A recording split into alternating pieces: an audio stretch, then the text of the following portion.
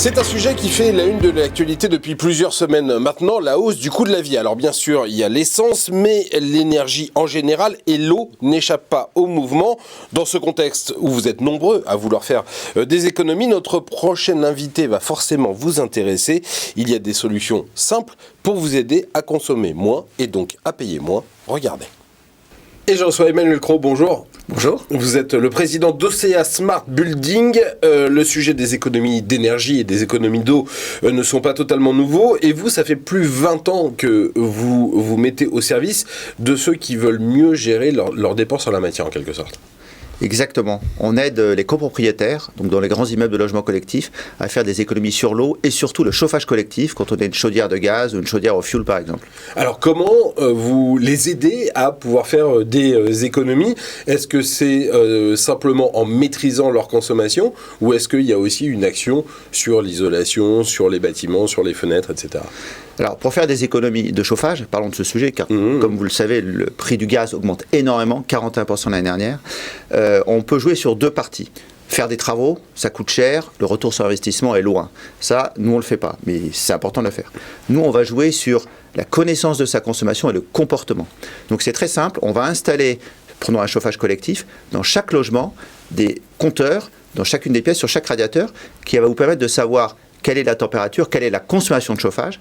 Les compteurs sont communicants et vous allez pouvoir maîtriser votre consommation, régler votre chauffage et surtout, point hyper essentiel, payer à ce moment-là au réel votre consommation de chauffage et non plus au mètre carré ou au tantième, qui est la règle générale dans les syndics. C'est-à-dire que c'est une espèce d'individualisation du chauffage, comme il pouvait y avoir dans beaucoup maintenant d'immeubles. Il y a ça pour les compteurs d'eau. On a mis des compteurs d'eau individuels appartement par appartement. Vous faites la même chose, chauffage par chauffage, radiateur par radiateur ? C'est exactement ça. Aujourd'hui, vous l'avez dit, dans le domaine de l'eau, chacun ne comprendra pas de ne pas payer son eau au réel. J'ai consommé 5 mètres cubes, je paye 5 mètres cubes. J'ai consommé 25 mètres cubes, je paye 25 mètres cubes. Sur le chauffage, c'est la même chose.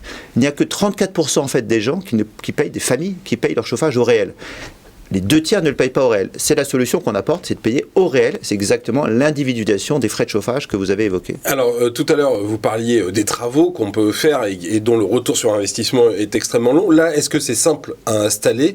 Comment ça fonctionne et combien ça coûte d'installer ce genre de solution ? Alors, justement, des sociétés comme Ocea Smart Building vous proposent un service clé en main. Donc, on va l'installer et on va opérer le système pendant 10 ans pour récupérer la donnée tous les jours. Donc, vous payez un loyer, en fait, un service qui est d'une quarantaine d'euros par an sur une économie moyenne qui est entre 150 et 200 euros par an. Donc le retour sur investissement, vous l'avez dans l'année. 40 euros par an, c'est par foyer ? Par logement, exactement. Par logement.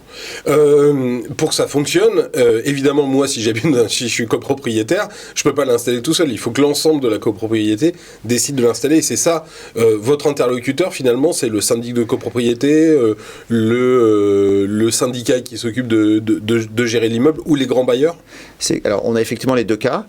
Copropriété, c'est le syndic, effectivement, avec le président du conseil syndical, on discute, parce que quand on installe un tel dispositif, c'est tout le monde, hein, vous l'avez dit, ça ne peut pas être une seule famille et pas les autres, c'est tout le monde.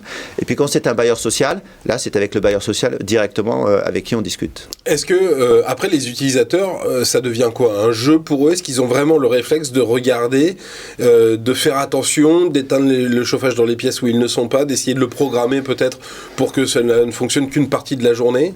Alors c'est exactement ça.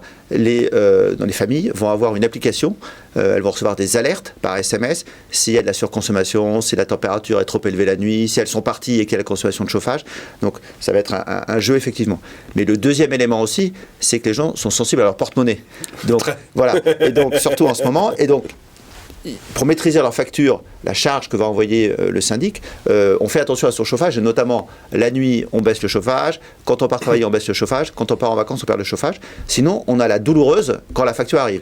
Et je vous promets, si on a oublié la première fois, dès qu'on a le premier appel de charge de l'eau douloureuse, on n'oublie pas la seconde fois. C'est finalement le meilleur des remèdes. Pourquoi que ça ne s'adresse pas finalement aux logements individuels qui sont extrêmement nombreux en France ?